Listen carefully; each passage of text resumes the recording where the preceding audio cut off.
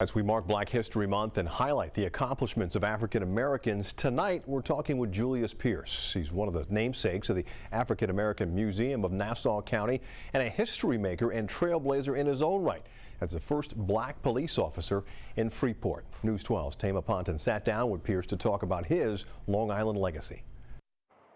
Julius Pearse still remembers his first day on the job as a Freeport police officer in 1962. I walked in. Raise your right hand. I raised my right hand, and they swore me in. He never looked up. Pearse was the department's first black officer and rose through the ranks, eventually retiring as a detective. But he says it wasn't an easy climb. They couldn't find a uniform. They couldn't find a locker for me. I had to go dress at the house and drive back and forth to work in uniform every day. The 88-year-old says how he was treated stays with him, recalling a time when getting his assignments for the day. The sergeant would sit there and he would read. Be on the lookout for a male, using the word to the Negro, it was male or female, and the description and the crime.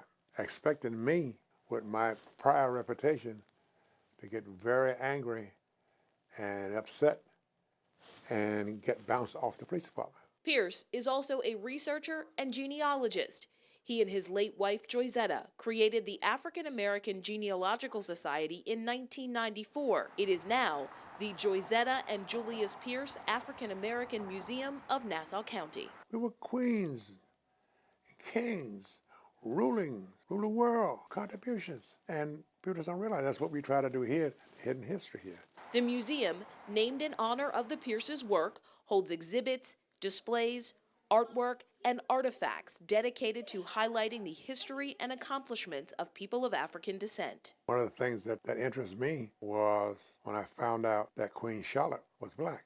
All the pictures of her and the statues of her shows her being white. Pearse's impact is also still being felt in Freeport. I see him wanting to, motivate me, and I see him in that uplifting spirit that he's always held out for me and for the rest of, the members here in our department. Deputy Chief Michael Williams says he remembers meeting Pearse on the steps of the Freeport Police Department in 1989 when he first interviewed to join the department.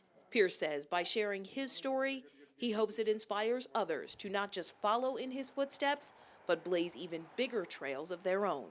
In Freeport, I'm Tama Ponton, News 12, Long Island.